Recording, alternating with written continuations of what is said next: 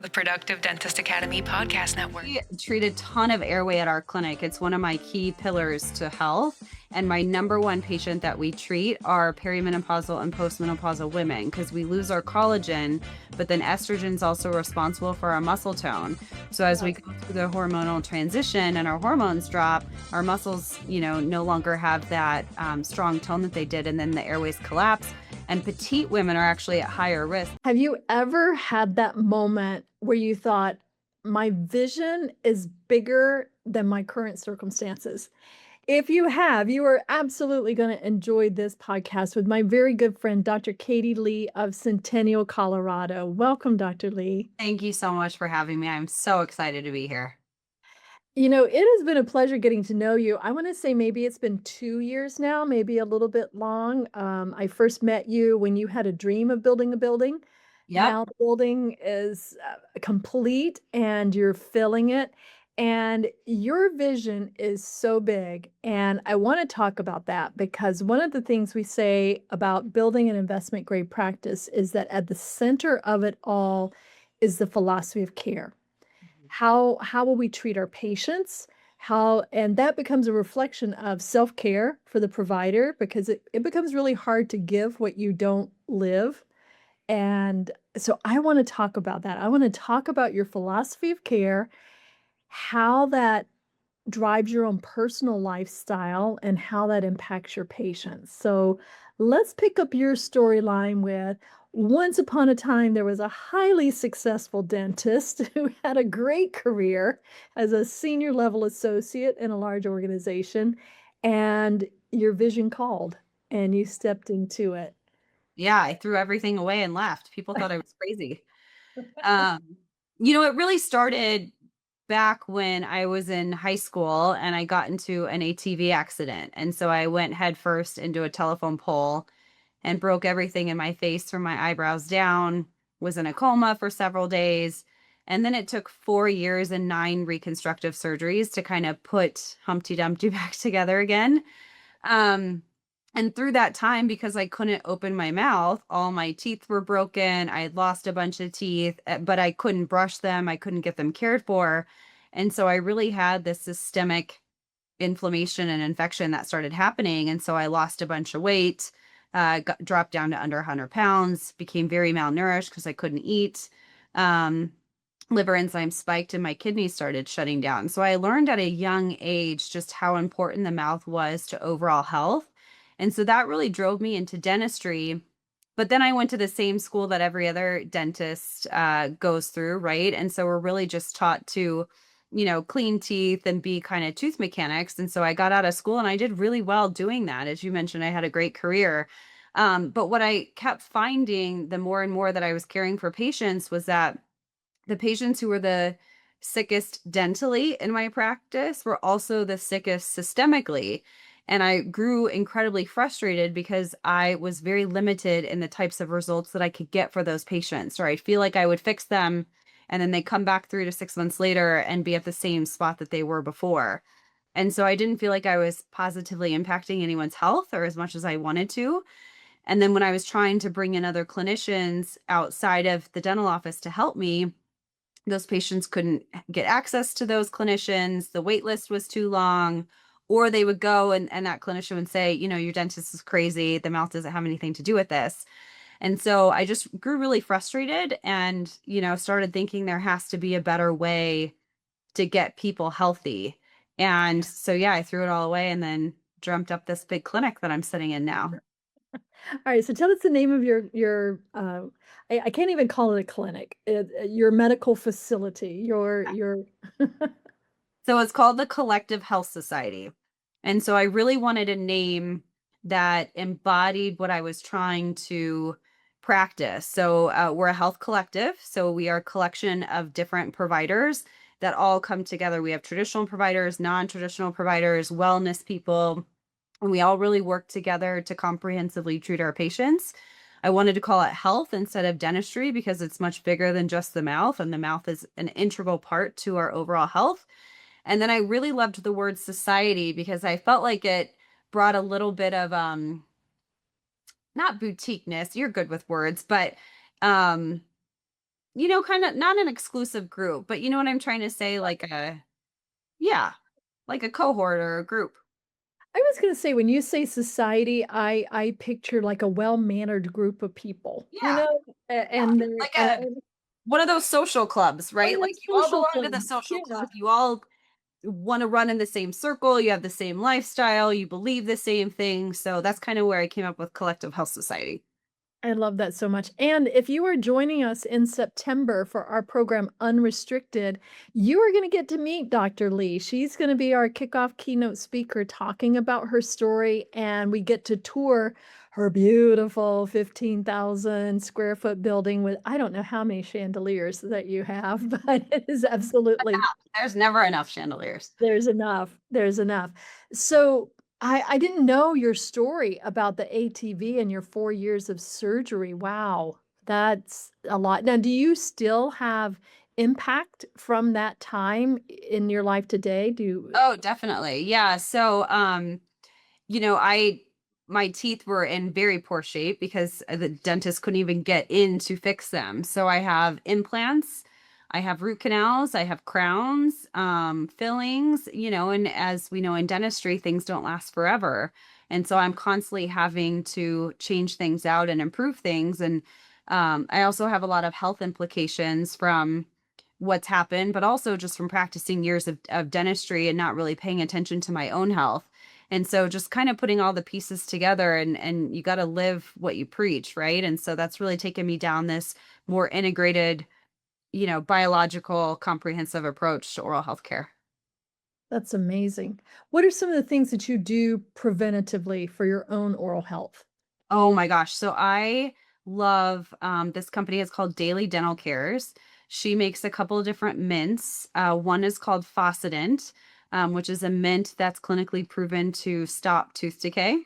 Wow. And prevent it. And then she also makes something called Protectin, which kills gram-negative anaerobes for periodontal bacteria, but it's also a prebiotic for the good bacteria in the mouth. So I'm constantly using the mints. And then the other big thing that I do that's preventative is mouth taping. So I'm a really big mouth tape.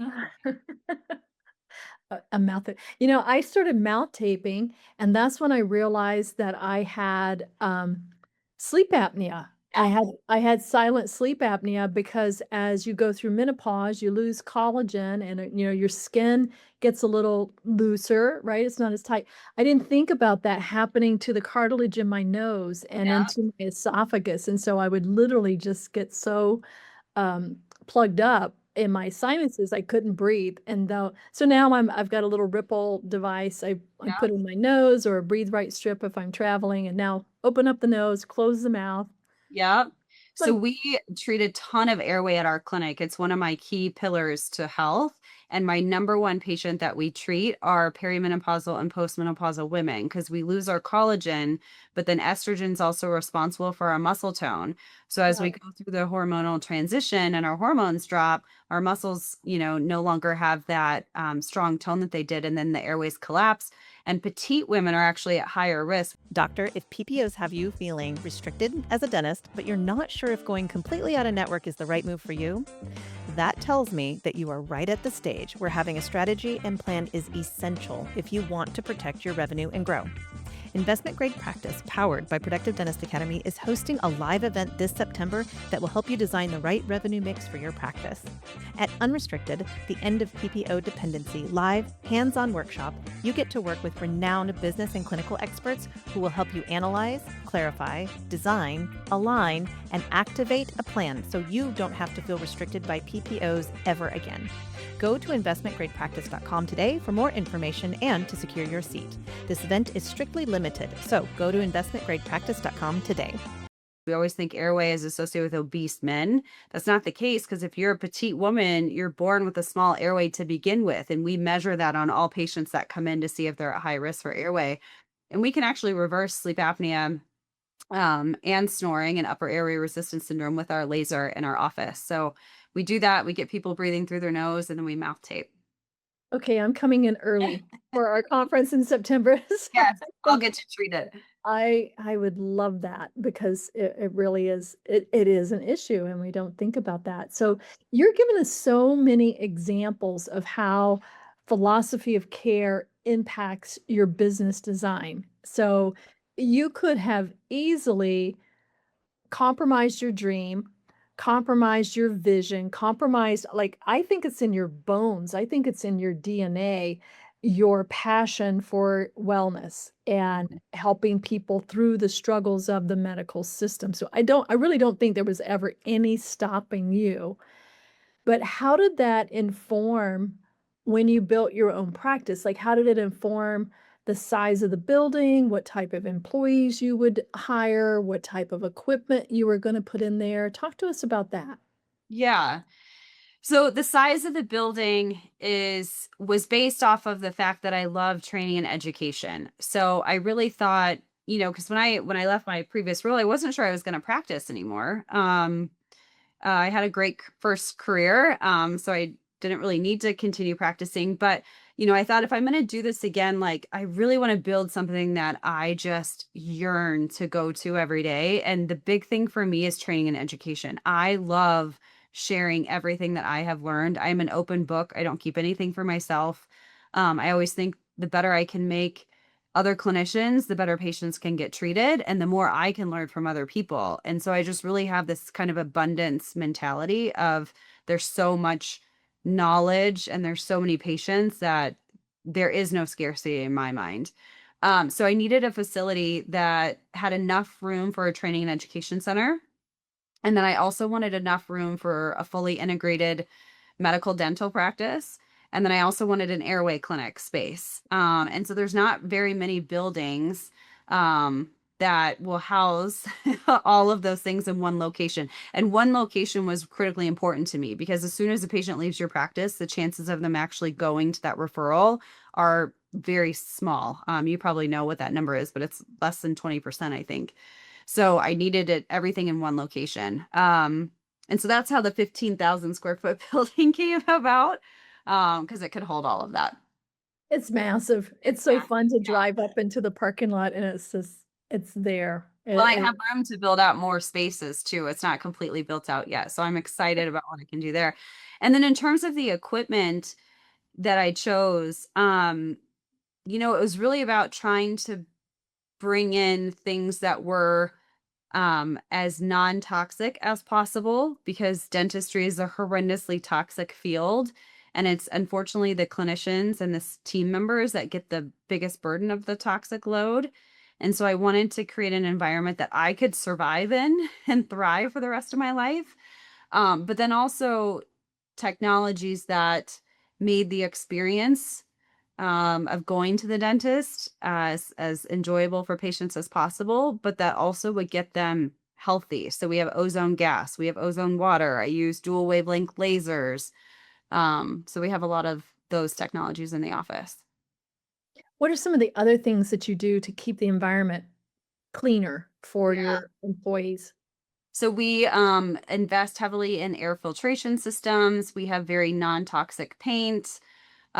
We do a lot of extraoral suctions for when we're doing procedures on patients so that we're not inhaling all of the debris.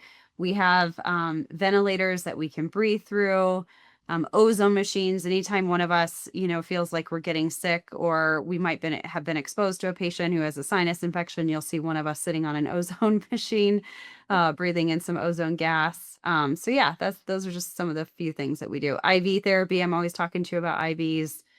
We do a lot of IV therapy here too. You really fill up your Walmart shopping cart, didn't you?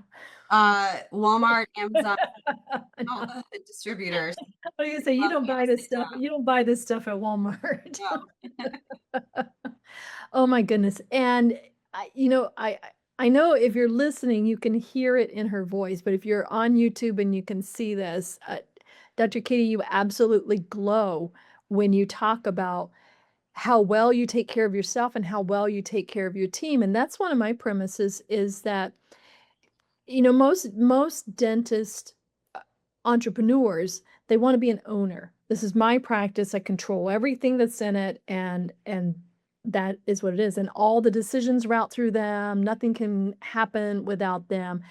And our health suffers, and so you've taken the route of I'm going to put my my philosophy of care and some governance and some, you know, standard operating procedures in the center so my team knows what my standard is. They know before I walk in the room that these are the expectations, and you're not gonna come to me with silly questions like, "Should we take X-rays?" or I didn't know if you wanted a perio chart today." You know? Yeah. Oh, yeah, there's none of those. I No can't question. imagine that happening in your practice. No, not at all.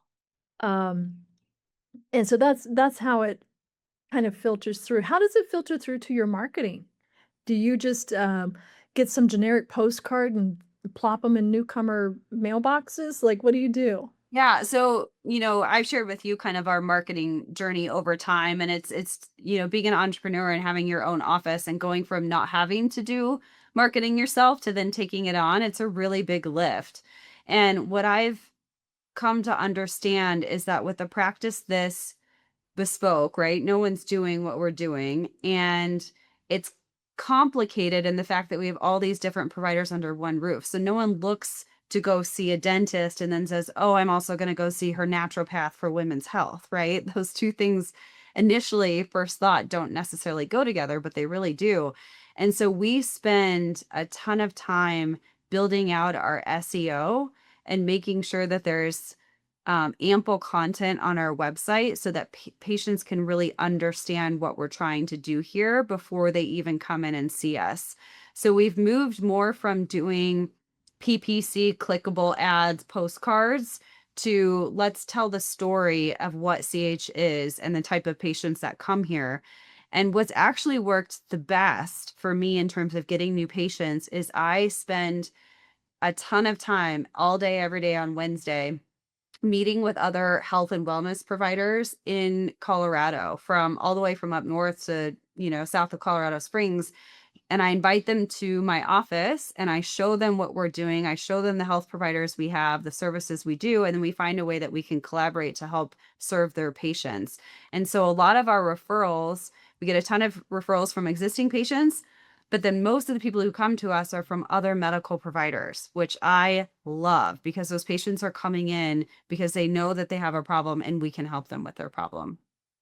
I love that because that's been the biggest, hold up in the oral systemic work is dentists and hygienists get educated on it, but then getting even like ear, nose, and throat doctors to take you seriously when you send a Velscope finding over to them and they're like, no, I don't think that's cancer. Let's just watch it. Or pediatricians, and you say, I don't think they have ADHD. I think they have an airway issue. And, just working with the various providers. I have a theory. You're probably the person to answer this. I have a theory that dentistry, oral physicians could identify maybe 80% of chronic health issues if you're attuned to what you can see. So, you just gave me goosebumps. So I actually told the past president of the American Dental Association that I foresee dentists being the new primary care doctors. Nice. Because the mouth mirrors what happens in the body, and we can do saliva testing. There's lots of things that we can do to find out what's happening in the body. And then we can kind of coordinate care and refer out there. And that's how things work in my office. I would say 90% of patients come in through dental. And then based on what I see in my exam and my diagnostics that I take, I refer out to our providers within the collective. So it's a really cool model. And it's nice to creating that story for patients before they come in to know so that they know what to expect, because we're not getting those patients that are coming in saying, I'm just here for my 6-month cleaning and checkup, right? Patients are actually coming in asking for the services that we provide. And it's a completely different way of practicing than what I was doing before. I can imagine. I'm putting the finishing touches on my new book, Investment Grade Practices, and in there is a chapter about philosophy of care, and it started out as identify your philosophy of care and communicate that to your team. And I thought, nobody knows what that means. So I did a little research and kind of looked anecdotally at the experiences I've had in consulting, and I've identified maybe 7 levels within a general practice. And they don't go linearly, but in general, you graduate dental school knowing how to do emergency care. Like I can extract a basic extraction, I can do a basic root canal, I can do a composite, I can do a single crown. And it can take years for doctors to build up their confidence to do a crown and a composite that are next to each other, right? So that's where you start is emergency care, then general family care. So now I can do 2 teeth in a quadrant at a time, but I'm usually still within, like, the confines of insurance plans and what the patient wants, and I'm like you said, you're in that mechanic mode, and then along the way, it bifurcates. Usually not first to oral systemic. You, I think, are rare because of your pre-existing life, but it in the past, it's bifurcated to cosmetics. I wanna do veneers, Invisalign, whitening, elective Botox, maybe that route, or surgical implants, sinus lifts, half mouth, full mouth rehab, and then you get into the combination of cosmetic, functional, um, and that is still not necessarily comprehensive. So that's step 1, 2, 3, and then step 4, you get into comprehensive where you're looking at risk factors and linking heart disease and periodontal disease and dementia and all of these menopause and sleep apnea. There's comprehensive, and then there's biological, which is comprehensive with a twist. Whole new layer. Yeah, what do you think is the biggest distinction? Well, let me ask this a different way.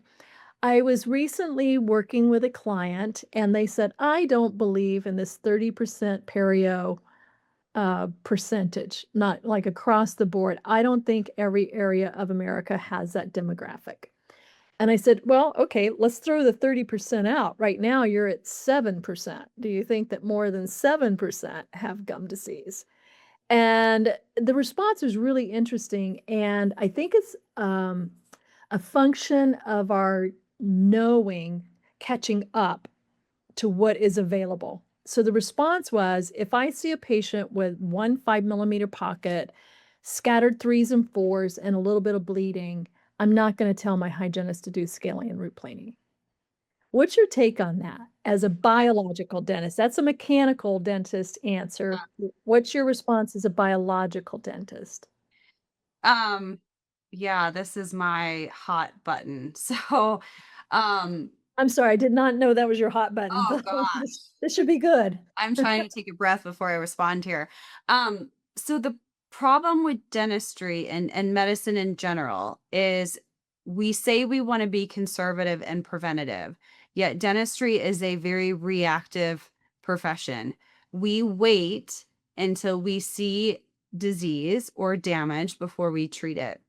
And that's exactly what a 5 millimeter pocket is. We have bone loss in that area. We have been watching 3 and 4s this entire time without bone loss, didn't do anything about it. And now this patient has irreversible damage in their body.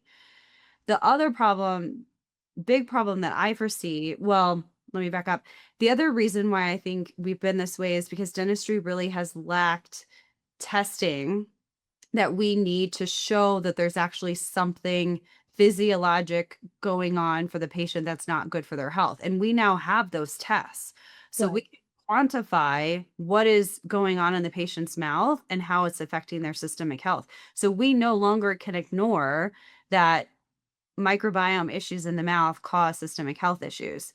Now, what we now know, we're taking this one step further, is that the way that the bacteria in the mouth harm the rest of the body is regardless of bone loss. So now I'm not even worried about the 5 millimeter pocket anymore. I know that the body or that the bacteria in the mouth are disseminating into the bloodstream and going throughout the body, whether or not that patient has periodontal disease. They could have gingivitis and the damage is still there. So, yes, I don't want my patients to get periodontal disease. And yes, I want to treat them if they have it, but I need to be treating here, not here, right? Like that's way too late. The cancer spread, right? The patient's in stage 4 by that point. I'm trying to get to like stage 0. We need to start treating here. So for the docs that are like, I see 5 millimeters, it's in 1 or 2 areas, the rest are 3 and 4, I'm not going to do anything about it. Well, no, no, no. They said they're not going to treatment plan scaling and root planing. I mean, but that's so far behind. because not only have we had irreversible damage in the mouth, but we know that this entire time that this has been happening, this doesn't happen overnight, it's now irreversibly harmed the patient's systemic health. We know that. That's science. It's well documented. And so, dentists really need to change their mindset between, are we being conservative and preventative, or are we going to intervene early and practice more holistic health? Yeah, my good friend Chris Duvall puts it this way. She says that the legal standard of care and the scientific standard of care, between those two, there is a really big gap. Yeah. And I think, oh my goodness, it's so complex. It's really easy to say, if you see this, do that, or that. But now you've got the mindset of the hygienist, and you've got multiple hygienists, and they were all trained in different places, and you've got the mindset of associates who came out of a high volume quantity, insurance reimbursable, just yes or no, move, yes or no, move on, yes or no, move on, right? That's a lot of set shift to go through to have this level of thinking. So I have a lot of compassion. So if you're a doctor and you're here, know that I don't think Dr. Katie and I, neither one are saying you're doing anything unethical. However, once you see it, you can't unsee it. And I think, gosh, saliva tests have been around for way more than a decade now, but they're still not common. Mhm. I would think less than what, 2% of offices, well, I'll be generous, 5, maybe 10% of offices do salivary testing. Yeah. And I would say that is really what has shifted a lot of mindsets. I didn't always practice this way, right? Like if someone came in with fours and bleeding, I'd say floss more, which we know no one's going to do. Come back in 6 months and we'll recheck. But once you start testing, which this has been in the medical field since the beginning, right? Once you start seeing the results on a piece of paper, what's there, now you don't even have to really make the judgment call anymore because the data is in front of you. And then, you brought up standard of care, which I always find an interesting conversation because standard of care, if you think about it, really is the bare minimum that needs to be done to not get in trouble, right? Like we all agree that like at least do this and you'll be okay. I think every dentist, if you ask them, would always say that they strive to do beyond the standard of care, right? The best care possible. And so we need to get some alignment between what we say we want to do and what we actually practice in the office every day.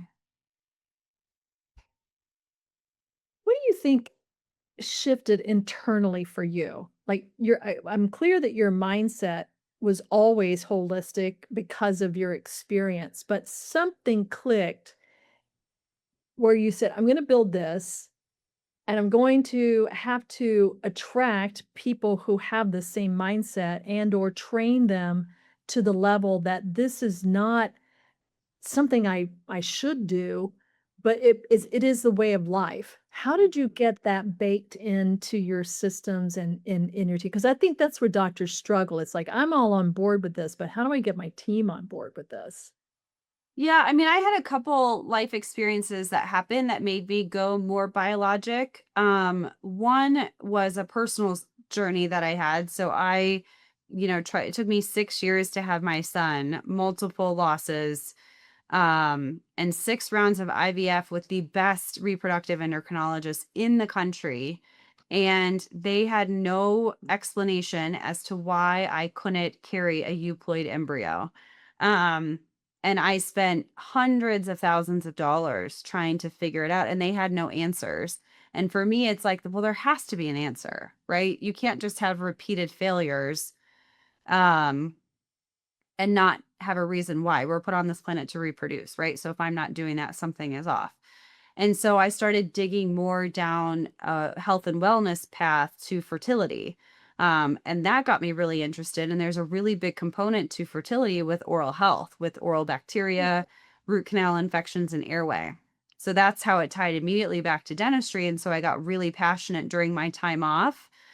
Before I built the clinic, I actually specialized in microbiome testing for fertility patients around the country that were working with fertility providers. So I had a really big passion with that. And then I also, when I was practicing dentistry, one of my hygienists, Jessica, she out of nowhere 26 years old, healthy, didn't drink, didn't smoke, nothing, got stage 4 kidney cancer and died within a couple months. And they did genetic testing on her. And, they're like, this is bizarre. We've never seen a case like this. This is the cancer that old white men get who smoke and drink. Like, you should not have this. And so I started thinking, like, if this could happen to her, right? This could happen to any of us. And this had to be caused by something. And, Mayo Clinic didn't really have too many answers. And so just started looking like, how can you live optimally healthy? And so once you open that door, you can kind of start going down a rabbit hole with that. This will be your life's work for the next Yes. 40 years.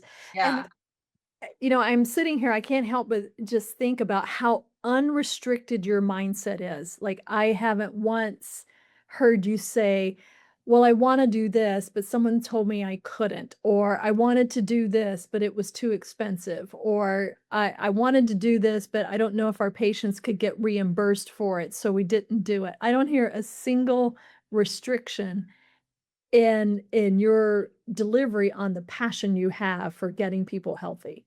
Yeah. I always say I'll find a way or make a way. Yeah. Wow. So Wow. I There's think so there's so much so many things. opportunity out there, right? And there's a way to do everything. You just have to find out what it is.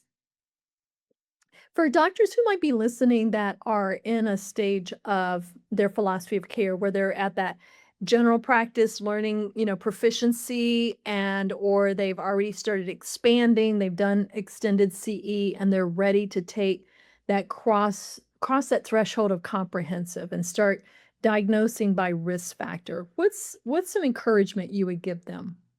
I would say that is so exciting because, when you're in I'm going to call it the mechanical stage of dentistry, right?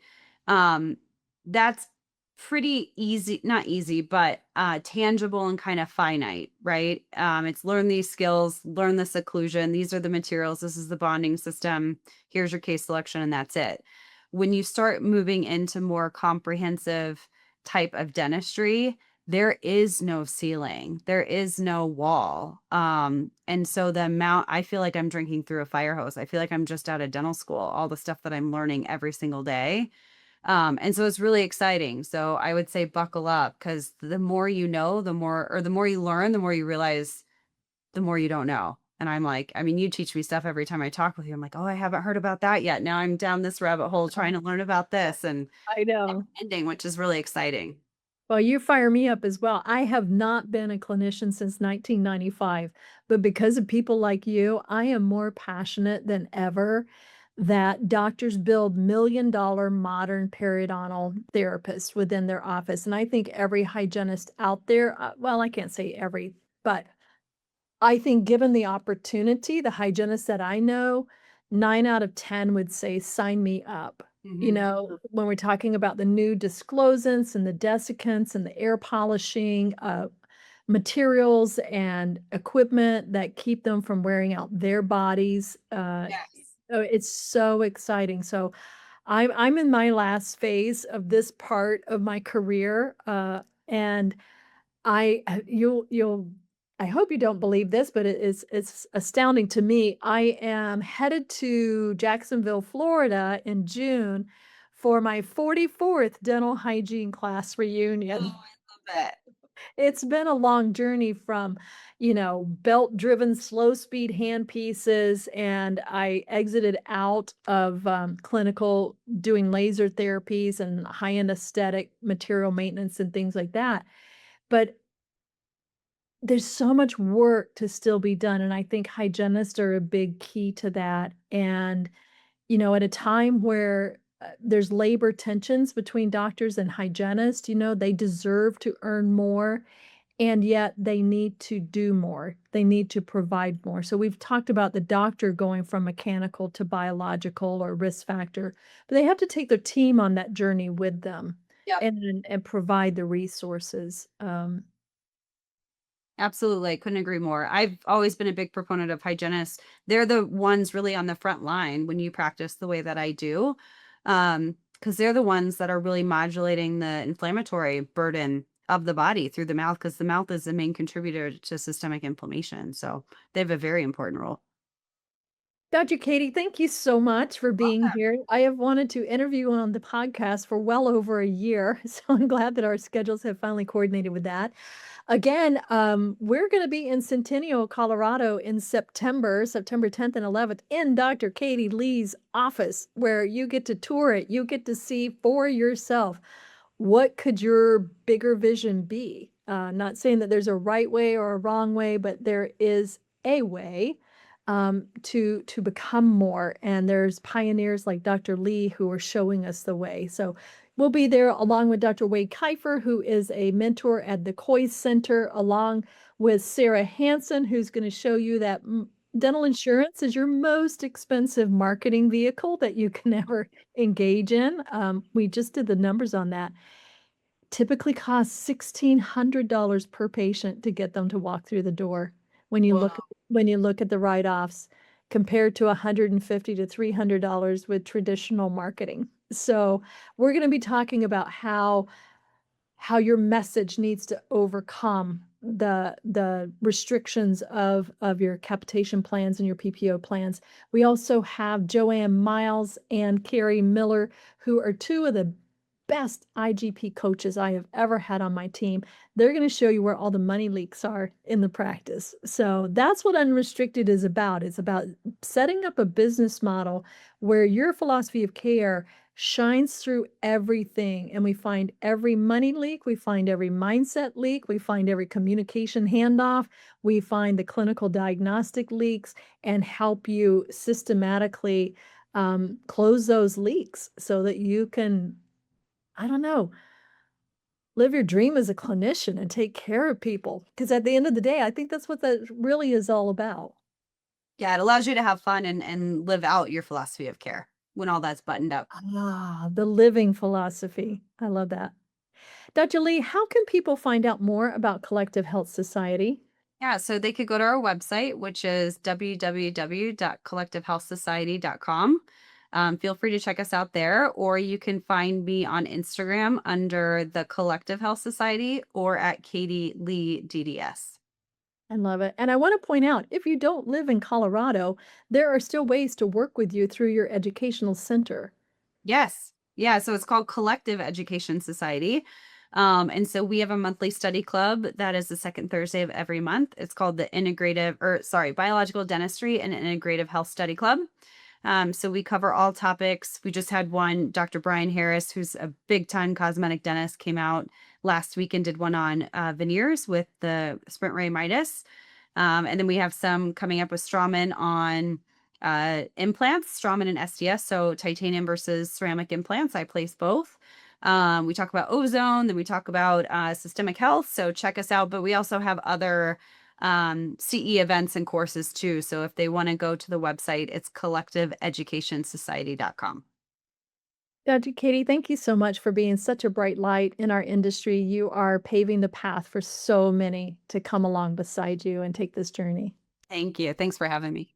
At Productive Dentist Academy, we've helped thousands of private practice owners find the clarity inside their data and take control again, starting with a free 60-minute coaching session. Head over to investmentgradepractice.com right now before the next patient sits down to claim your free 60-minute coaching session. That's investmentgradepractice.com.